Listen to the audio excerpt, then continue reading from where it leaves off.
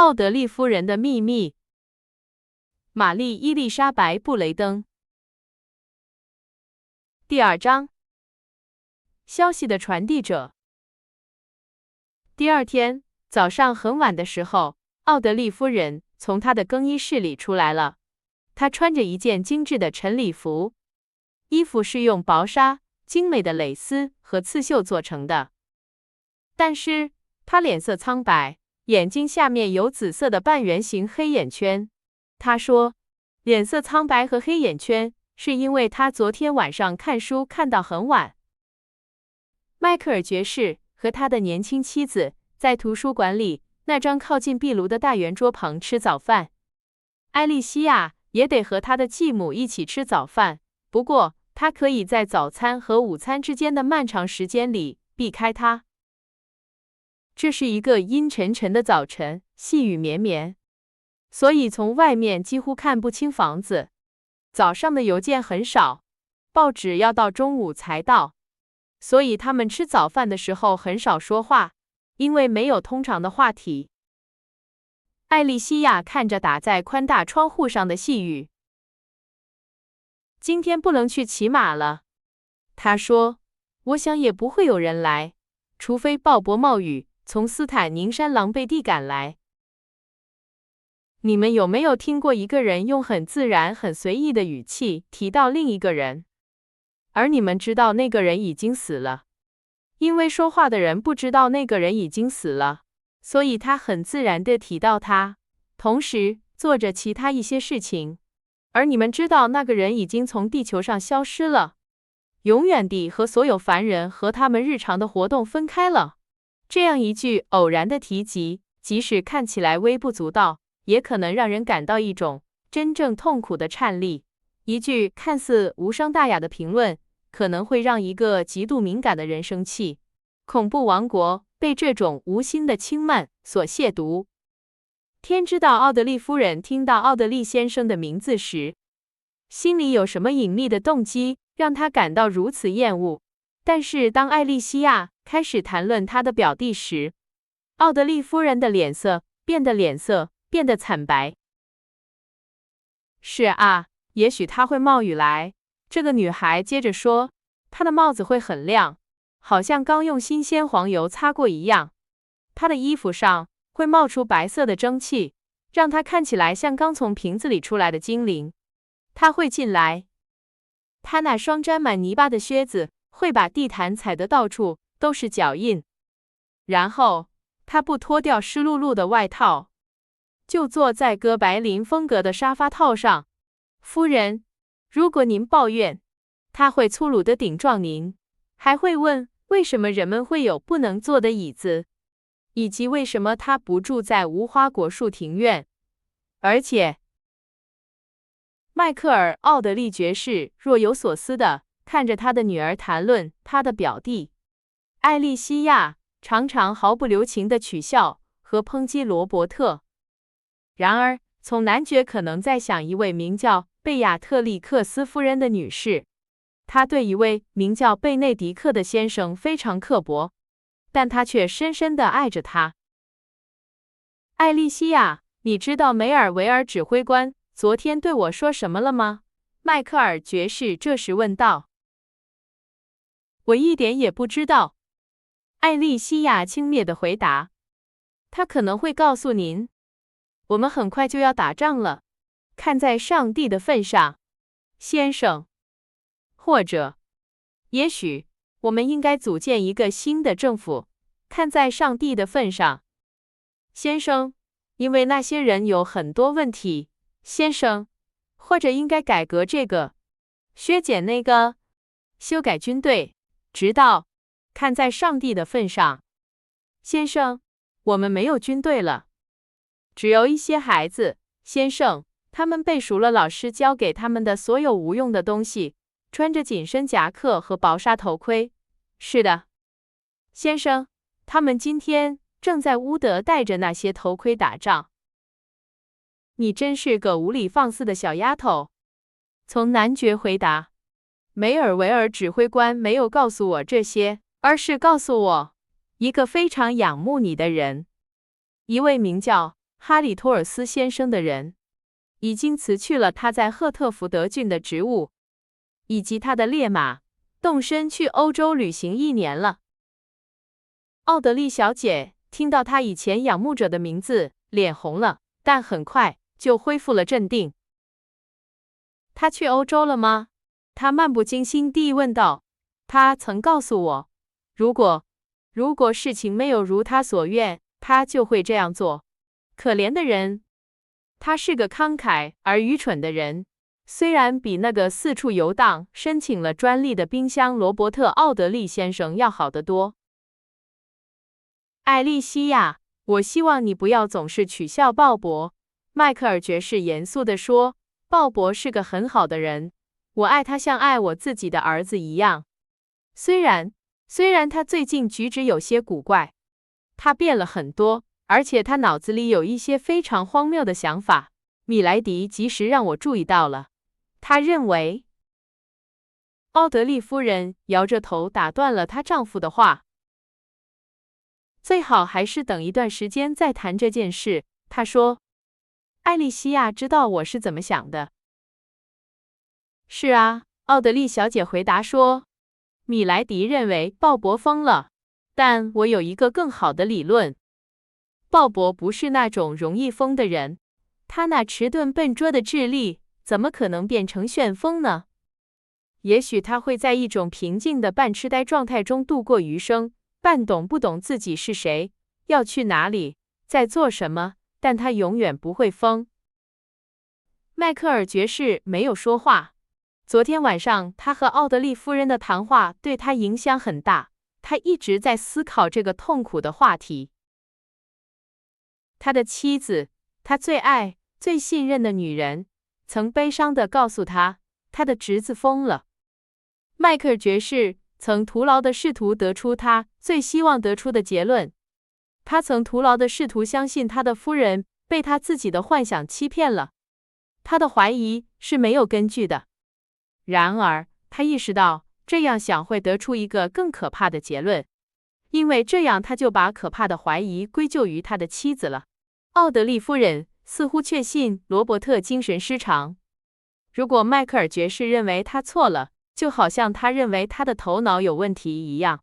他越想这个问题，就越感到不知所措和困惑。毫无疑问，这位年轻的律师一直有点古怪。他很明智，智力中等，举止像个绅士，虽然在履行某些社会义务时可能不太细心。然而，他身上有一些细微的特征，使他与同龄和同等地位的其他人不同。同样确定的是，自从乔治·托尔博伊斯失踪后，他发生了显著的变化。他变得沉默寡言，心事重重，忧郁而心不在焉。他远离社会，他会一连几个小时坐着不说话。当他说话时，他会陷入与他自己的生活或兴趣显然无关的争论中。另一方面，还有另一个原因似乎证实了米莱迪对这位不幸的年轻律师精神失常的怀疑。在罗伯特·奥德利的童年和青少年时期，他曾和他的表妹艾莉西亚，他美丽而出色的表妹，在一起度过很多时光，而且大家都认为她会成为他的未婚妻。而且，这个女孩，出于她诚实性格中那种毫无恶意的天真，已经向他表明了他的爱意。然而，罗伯特·奥德利一直保持着距离，并且允许其他男人追求艾莉西亚。他拒绝了他们，而他仍然没有任何表示。爱情是一种如此微妙的精华，一种如此难以捉摸的形而上学的奇迹，以至于那些观察着遭受其残酷症状折磨的人，并纳闷他为何无法摆脱这种常见的狂热的人，永远无法完全理解他可怕的力量。迈克尔爵士之所以得出这个结论，是因为艾莉西亚是一个美丽和蔼的女孩。他无法理解罗伯特·奥德利为何没有爱上她。这位从男爵在快60岁的时候遇到了世界上唯一能让他心跳加速的女人，他想知道罗伯特为何没有陷入这种迷恋。迈克尔，奥德利爵士忘记了，有些男人能够避开最美丽、最出色女人的诱惑，但最终却会屈服于某个粗俗的泼妇。他知道唯一能让他们陶醉和着迷的秘密魔药。他还忘记了，有些杰克永远也找不到命运女神许诺给他们的吉尔，他们可能会孤独终老，而可怜的吉尔则在隔壁和一位老处女一起伤心。他忘记了，爱情本身就是一种疯狂，一种灾难，一种狂热，一种幻觉，一种陷阱，也是一个谜。除了那些遭受其可怕症状折磨的人之外，没有人能完全理解。琼斯深深地爱着布朗小姐，他彻夜难眠，直到在绝望中开始憎恨舒适的枕头，并把床单撕成两半，仿佛他是一个囚犯，想把它们编成临时的绳索。艾米·琼斯认为罗素广场是一个神奇的地方，因为他自己的神灵住在那里。他认为那里的树木和天空比任何其他树木或天空都更绿更蓝。当他从吉尔福德街走下来，从伊斯灵顿的山丘上下来，走向那个神圣的地方时，他感到一阵悸动。是的，一阵混合着希望和喜悦、不安和恐惧的悸动。阿密·琼斯对史密斯的痛苦漠不关心。史密斯爱慕罗宾逊小姐，他无法想象他在那个女孩身上看到了什么。迈克尔·奥德利爵士也是这样。他认为他的侄子符合男性刻板印象的特征，他的女儿符合女性刻板印象的特征。他不明白他们为什么不能组成一对体面的夫妇。迈克尔·奥德利爵士忽略了所有那些难以察觉的性格差异，这些差异使得一个人的健康食物变成另一个人的致命毒药。有时，相信一个人不喜欢最好的菜肴是多么困难啊！如果在一次晚宴上，一位外表温顺的客人拒绝了黄瓜或2月份的豌豆配三文鱼，我们会把他归为穷人，因为他的本能告诉他不要品尝那些昂贵的菜肴。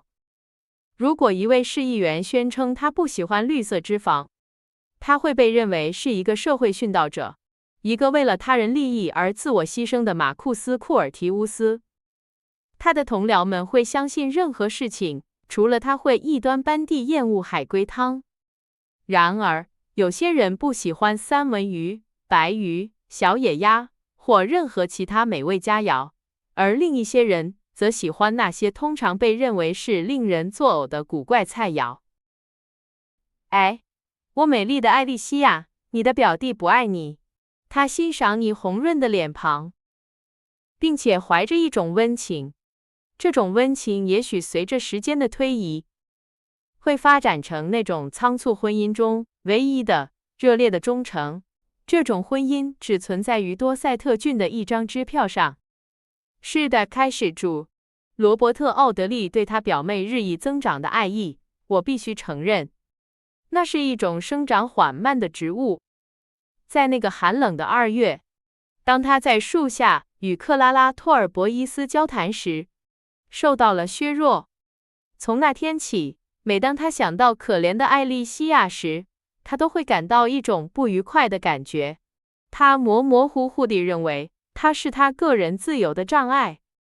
他担心存在一种默契的约定，把他和他绑在一起，因此他甚至联想其他女人的权利都被剥夺了。我认为，正是从这个角度看待奥德利小姐，才导致了这位年轻律师对女性的那些愤怒的抨击。罗伯特·奥德利是一位真正的绅士，绅士到他宁愿在真理和艾莉西亚的祭坛上牺牲自己，也不愿给他带来任何伤害，尽管这样做可能会确保他未来的幸福。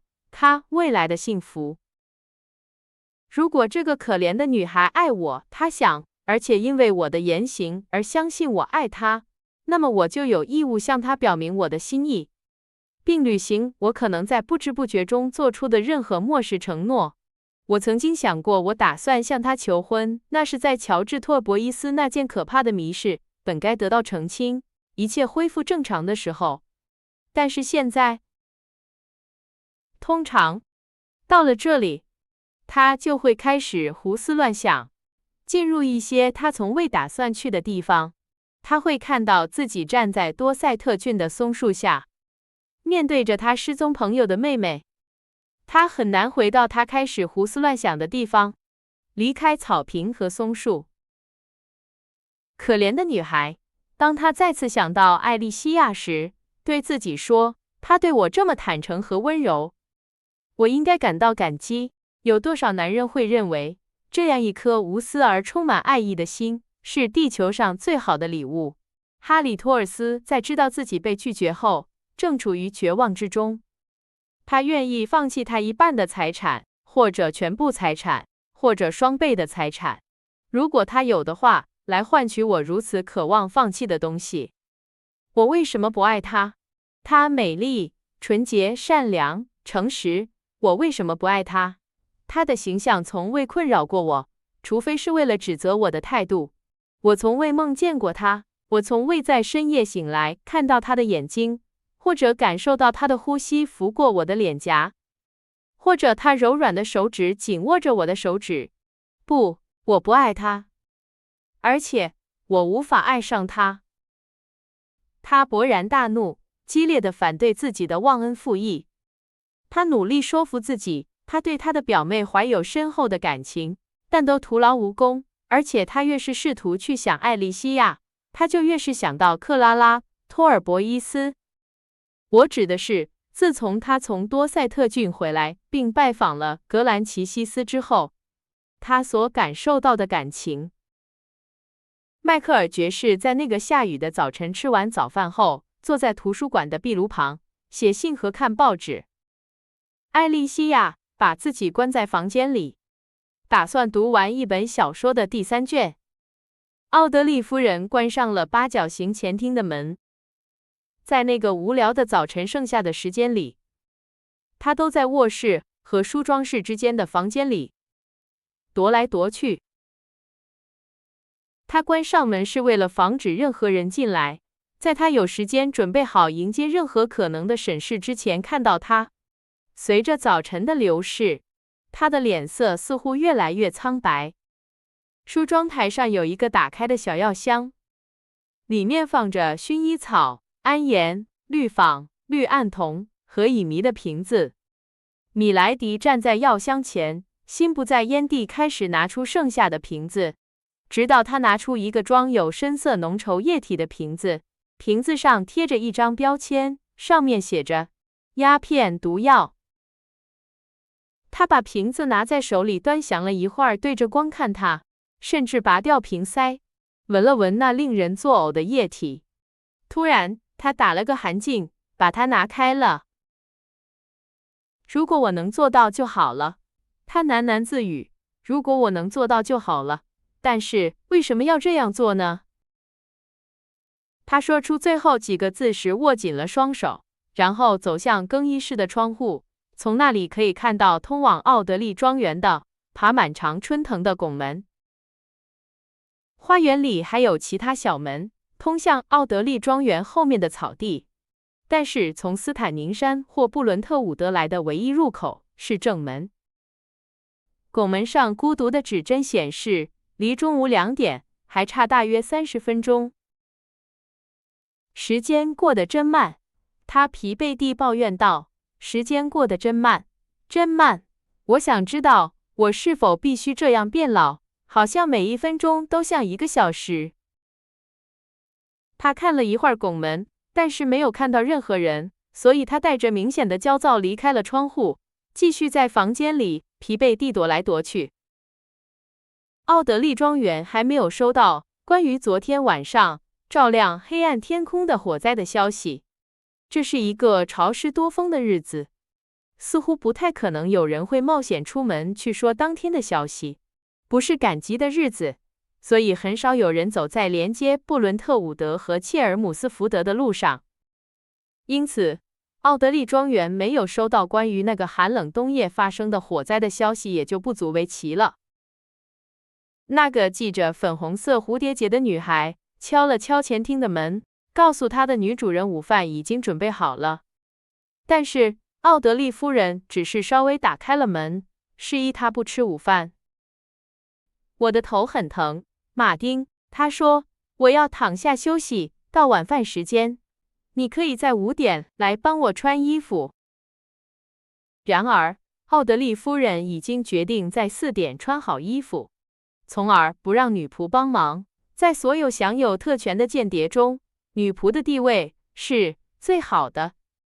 是她用科隆香水清洗特蕾莎夫人与上校争吵后的眼睛，是她在芬妮小姐与蓝军的比尤德赛特伯爵失约后给她文安言。女仆有上百种方法来发现她女主人的秘密。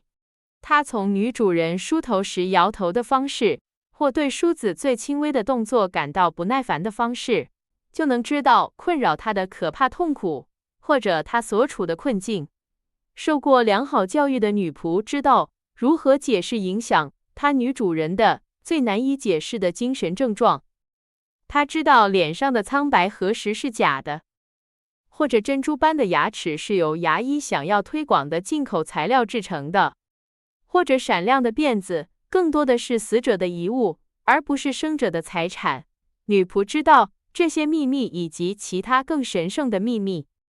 她知道甜美的微笑比莱维森夫人的发廊更假，而且持续的时间更短。她知道从珍珠般的牙齿间说出的话比嘴唇本身更做作。当舞厅里美丽迷人的美女在漫长而疲惫的娱乐之夜后再次进入更衣室时，她会扔掉宽大的连帽斗篷、枯萎的花束和面具，就像灰姑娘刚刚失去让她引人注目的水晶鞋一样，重新陷入破旧和贫困之中。而女仆就在她身边，目睹了这种转变。为霍拉桑的先知工作的贴身男仆一定看到了他的主人被揭穿，并且一定暗自嘲笑那些崇拜怪物的人的愚蠢。奥德利夫人不相信她的新女仆也能成为她的知己，因此她比以往任何时候都更想一个人带着。她疲惫地躺在更衣室豪华的沙发上，把脸埋在枕头里，打算睡觉。她几乎不记得那种美妙的修复剂是什么感觉了。她觉得她已经很久没有睡觉了，也许只有48个小时，但她感觉时间更长。昨天晚上的疲惫和不寻常的兴奋已经让她精疲力尽了。她睡着了，睡得很深，很昏沉。在躺在沙发上之前，她已经在一杯水里溶解了几滴鸦片，然后喝了下去。壁炉架上的钟表显示离4点还差1刻钟。奥德利夫人醒了过来，吓了一跳，额头上冒着冷汗。她梦见住在这所房子里的人都大声敲门，急于告诉她昨天晚上发生了一场可怕的火灾。然而，她听到的唯一声音是常春藤叶子拂过窗户的声音，偶尔的煤块噼啪声，以及钟表单调的滴答声。也许从现在开始，我总是会做同样的梦，米莱迪想，而且他们最终会杀死我的。雨已经停了，微弱的早春阳光照在窗户上。奥德利夫人很快但仔细地穿好衣服。我不想暗示，即使在极度痛苦的时候，她的骄傲也体现在她的美丽上。不，奥德利夫人认为美丽是一种武器，她觉得她现在比以往任何时候都更需要武装自己。她穿上了最漂亮的丝绸衣服，一件宽大的银色连衣裙，闪烁着像月光一样的蓝色光芒。她松开了头发，头发像一瀑闪亮的金色瀑布一样垂落下来。她用一件白色的羊绒披肩遮住了肩膀，然后走下楼梯，走向大厅。她打开图书馆的门，向里面看去。迈克尔爵士睡在扶手椅上。就在米莱迪轻轻地关上门的那一刻，艾莉西亚从通往她房间的楼梯上走了下来。小塔楼的门是开着的，阳光照在院子里湿漉漉的草地上，铺着碎石的小路几乎干了，因为雨已经停了大约2个小时了。你愿意和我一起在庭院里走走吗？奥德利夫人问她的妓女。他们之间的中立关系允许这种礼节性的往来。是的，如果您愿意，米莱迪。艾莉西亚懒洋洋地回答。我整个上午都在看一本枯燥乏味的小说，呼吸一些新鲜空气对我来说是好的。愿上天怜悯那位小说家，如果他没有比奥德利小姐更好的评论家的话，他的作品曾被奥德利小姐仔细阅读过。他一页又一页地读着，却不知道自己在读什么，而且他曾无数次把书扔到一边，看着窗外，希望能看到他等待的人的到来。奥德利夫人穿过低矮的入口，走向马车驶进房子的碎石路。她仍然非常苍白，但是连衣裙闪亮的光泽和金色卷发的瀑布掩盖了她脸上的苍白。痛苦通常与宽松凌乱的衣服、蓬乱的头发，以及与米莱迪截然相反的外表联系在一起。他为什么要在这个不愉快的日子里，在他讨厌的妓女的陪伴下，在单调的小路上来回踱步呢？他这样做是因为他内心充满了不安，无法待在房子里等待那些他确信随时会收到的消息。起初，他想拒绝这些消息。起初，他希望大自然的元素能够阻止这些消息的到来。也许冬天可怕的闪电会击毙带来消息的信使，也许地面会裂开，在他匆忙的脚下裂开，无法逾越的鸿沟会将消息的来源地与应该收到消息的地方分开。奥德利夫人希望地球停止旋转，希望元素停止它们自然的运作，希望时间停止前进。她还希望审判日到来，以便她能够出庭受审，避免任何尘世审判的耻辱和痛苦。当他躺在更衣室的沙发上时，他梦见了这些，以及许多其他的事情，所有这些都和一件事有关。他梦见一条小溪，起初他以为是一条小溪，他穿过了从斯坦宁山到奥德利的公路，然后渐渐地变成了一条河，然后变成了一片海洋。直到村庄消失不见，一片广阔的水域占据了他原来的位置。奥德利夫人梦见她看到了送信的人，起初是一个人，然后是另一个人，但是似乎都不是真的。无数的困难阻碍了他的道路，起初是危险而可怕的，然后是荒谬而平庸的，但从来都不是自然的或真实的。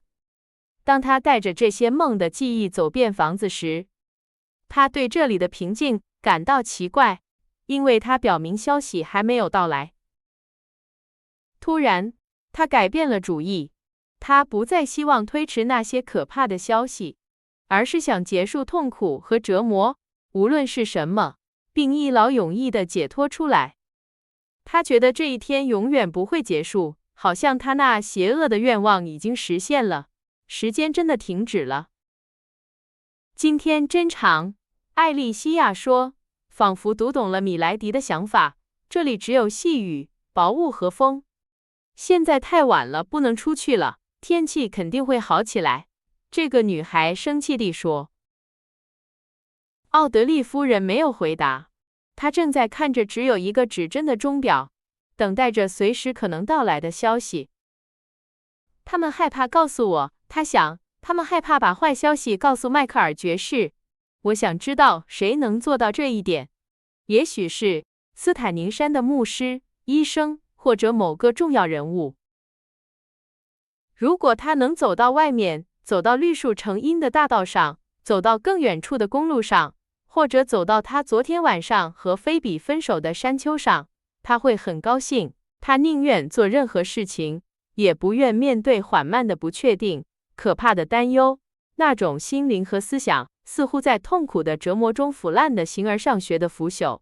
他试图说话，费力地说出一些偶尔的琐碎的评论。在正常情况下，他的同伴会注意到他有些不对劲，但奥德利小姐太专注于自己的想法，和米莱迪一样，都倾向于沉默。艾莉西亚很享受单调的沿着碎石路来回踱步的散步。我认为她甚至觉得她可能会感冒，然后责怪罗伯特给她带来的危险。如果她能因为暴露在如此低的温度下而患上肺炎或血管破裂，我认为随后的痛苦会给她带来一种阴郁的满足感。如果我得了肺炎，也许罗伯特会担心我。他想，他不能侮辱我，也不能说我无理。这些话不能对病人说。我认为艾莉西亚想象自己正处于肺痨的最后阶段，躺在几张枕头上，靠在一张大扶手椅上，看着窗外的日落，周围环绕着药瓶、一串葡萄和一本圣经。罗伯特会站在他身边，后悔而充满爱意。他会叫他来，在他临终前祝福他。艾莉西亚会读完圣经中的一整章作为他临终祝福的一部分，并且说很多超出他身体状况的话，尽情享受他那阴郁的空中楼阁。奥德丽小姐沉浸在这些阴郁的想法中，几乎没有注意到她的继母，也没有注意到钟表的指针指向6点。就在他祝福罗伯特并与他告别的那一刻，天啊！他突然说，已经6点了，我还没有穿好衣服。当艾莉西亚说话时，屋顶上的钟楼敲响了半点钟。我必须回家了，米莱迪，您要和我一起去吗？我马上就去，米莱迪回答说，我已经穿好衣服了。艾莉西亚跑开了，但米莱迪仍然留在庭院里，因为他仍然在等待消息的到来。天色渐暗，黄昏蓝色的薄雾开始从地面升起，草地上笼罩着一层灰色的蒸汽。一个陌生人可能会认为奥德利庄园是一座海边的城堡。即将到来的夜晚的阴影潜入入口的拱门下，就像等待时机悄悄溜进内院的叛徒一样。透过拱门，可以看到一片微弱发光的蓝色天空，上面布满了鲜红色的线条，并被一颗孤独的星星照亮。庭院里只有这个不安的女人，不知疲倦地在小路上踱来踱去，等待着听到脚步声。那脚步声会让她心惊胆战。最后她听到了入口拱门另一侧小路上的脚步声。但是，那是她想听到的脚步声吗？她那因激动而敏锐的耳朵认出了一个男人的脚步声。她甚至认出那是一个绅士的脚步声，而不是一个拖着沉重钉靴的人的脚步声，而是一个绅士坚定而自信的脚步声。每一个声音都像冰块一样刺入米莱迪的心中。他再也无法等待或克制自己了。他失去了对自己的控制，失去了所有的镇定，失去了所有的自制力，飞快地跑向入口的拱门。他停在了阴影下，因为那个陌生人离得很近。奥德利夫人在黄昏的微光中看到了他。天哪！他看到了他。他的头开始旋转，心脏停止跳动。他没有发出任何惊讶的尖叫，也没有发出任何恐惧的惊呼，而是踉跄地向后退了几步，在拱门爬满常春藤的扶壁上寻找支撑。他蜷缩在扶壁与支撑墙形成的角落里，注视着那个新来的人。当他走近时，奥德利夫人的腿变得虚弱，她倒在了地上。她没有昏倒，也没有失去知觉，只是更深地蜷缩在墙角里，仿佛她在砖块的阴影下为自己建了一座坟墓。米莱迪，说话的人是罗伯特·奥德利，他就是奥德利夫人在17个小时前关在城堡客栈房间里的那个人。您怎么了？他用克制的语气问道。站起来，让我陪您进去。他扶他站了起来，奥德利夫人顺从地服从了他。罗伯特挽着他的胳膊，穿过内院，把他带到了灯火通明的大厅。奥德利夫人颤抖得厉害，罗伯特从未见过任何女人如此颤抖，但他没有反抗她的意志，